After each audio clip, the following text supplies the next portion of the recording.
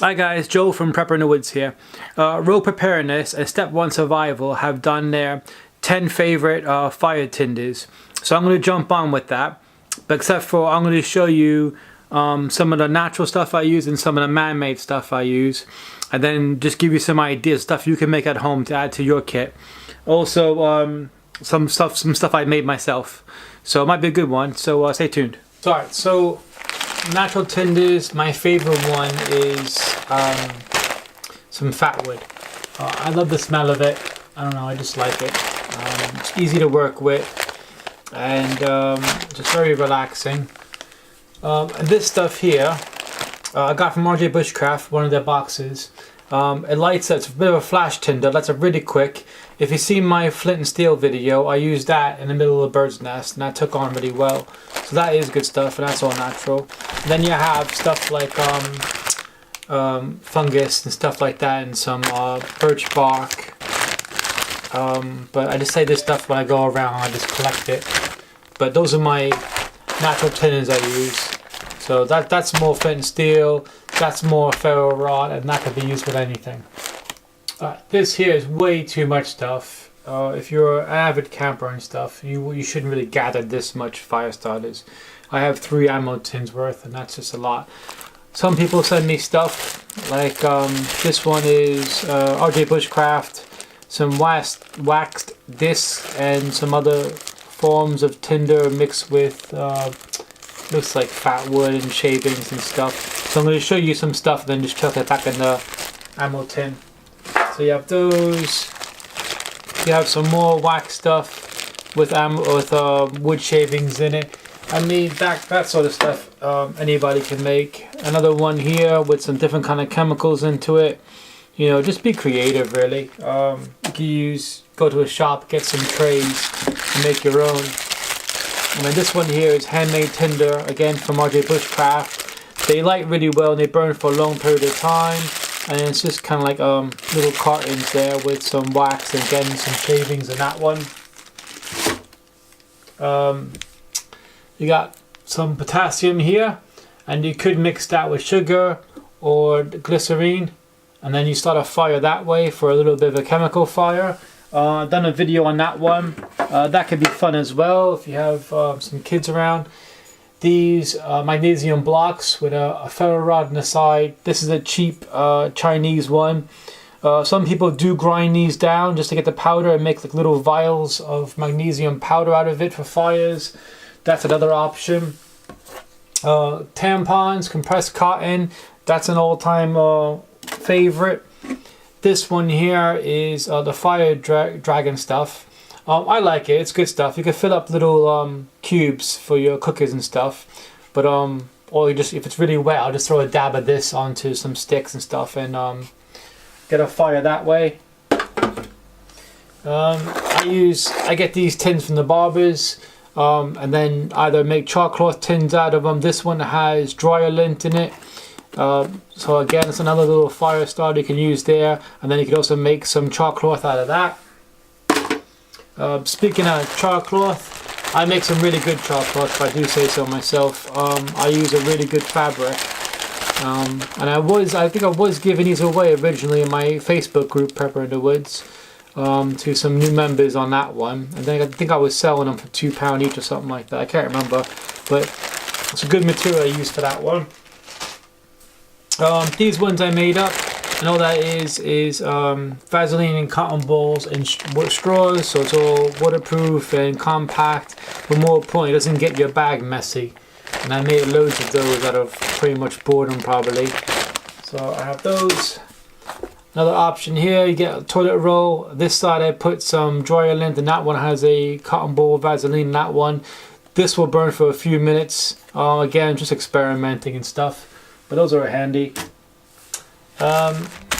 This stuff here I got from Bushcraft in one of the subscription boxes. It's a wood wool fire lighters. The breakdown really easy to compact. Not bad. I used an old one today in my flint and steel video, and that one's still lit after being out in the rain for a while. These ones here, I can't remember where I got them from. They're like emergency matches. If I remember correctly, I'm not a big fan of these. I can't remember why. I just think of that. After that started, I think I had issues with that burning. I threw some cotton in there, another one of those things, and some jute twine. But again, not high on my list. And when Tesco's on offer, I pick up these zip cubes. Compact, always work. I buy boiled water with a couple of these. They're really good. I like these. These are for emergency purposes. Again, cotton ball and Vaseline. You know, this is going back. Everybody makes these when they're first starting out. This is a very, very budget-friendly way of doing it. Now, this one here, I'm going to zoom in on this so you're not going to understand me otherwise. Right, so what I did was, these strands are from cotton mops. So I took the mop head off, and then I took the strands off. This one is BCB and Preparedness wax. Now it's not greasy, and all you have to do is unravel it, and then you'll start getting your fibers and stuff, and then you just light it, and it'll burn for quite a while. I tried making these only because they were compact, and you just, you know, throw a couple in your bag, and you know, just something to burn on the go on a budget. These ones here are Vaseline and wax. Now these ones are greasy. These ones I would put in a plastic bag and use, but again, you just untwist it, and then you can just light them, and they'll burn for a long period of time.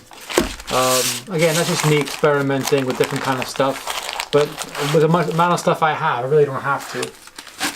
Now, my all-time favorite man-made stuff, I know it's gonna sound cheesy, but this stuff here. So again, hanger 51. Out of all of these, I think the wax was my favorite. It's easy to cut, and it's just, you just tuck in your bag. You don't worry about your bag getting messy and stuff. The next runner-up would be a fat rope stick. I showed a video on all this already. This, you get so many fires out of this. Just cutting a little piece off and then breaking it down, you get lots and lots of fires out of that. These fire strip rolls, I've been doing is I've been wrapping them, unraveling from the inside here, and then wrapping them around lighters for an emergency. And then at least I have tinder on my lighter I can just use quickly.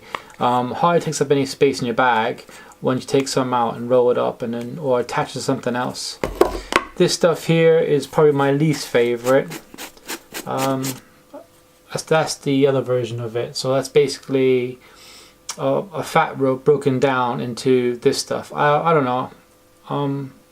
I just prefer it, fat rope on it like that way instead of already pre-broken. This is my opinion on it. But now, something I made I just want to share with you guys is I have made this one, which is my Frankenstein ferro rod. I did do a video on this as well. Basically, it's a fat rope on a ferro rod here. So all I have to do is do my shavings off the end of it. And then I have my magnesium if I wanted to, my ferro rod there. I just added these bits on here because I had them anyway. Just you know, a signal mirror, a compass, and a thermometer on there just to mess about. And there's a Polymath glow ring. Just that detail. And then I added a paracord, and then a little bit of a belt loop, and then a little bit of a striker on there from Bushcraft. And that's what I take out to the woods with me, so I won't lose it. It's bright colored. It goes on my belt, and I have my striker with me, so I don't got to use my knife. So that's, again, nice little handy item. Another quick tip is I see people buying pocket bellows and stuff. If you go to Poundland, and this was attached to a mirror, I think. You had a mirror here, and it's collapsible. If you just get one from Poundland, and you make your own bellow, instead of spending 4 or 5 quid for a pocket one, just do something like that. Anything collapsible will work. You're only blowing air into a fire, so it doesn't have to be anything fancy. I put a little bit of tape on the end of this one so you don't lose it into the next pipe there. But that's just something I did. You know, just another idea. Right, so that's what I use. I just wanted to share that with you guys, and a couple of things I made myself. But again, Hanger 51 stuff, that's really good stuff if you're going to buy something. Always do natural if you can. You know, just go out in the woods and just have a look around. You're gonna find stuff. But I hope that, guys. Again, this is Rogue Preparedness and Step 1 Survival. They were doing this. I'll put all the links in the box below. I'll put some cards up for the videos I mentioned about the stuff I made, and if you want to have a look at it. But again, thanks guys for watching. Please like, share, subscribe, and I'll catch you next video. Bye.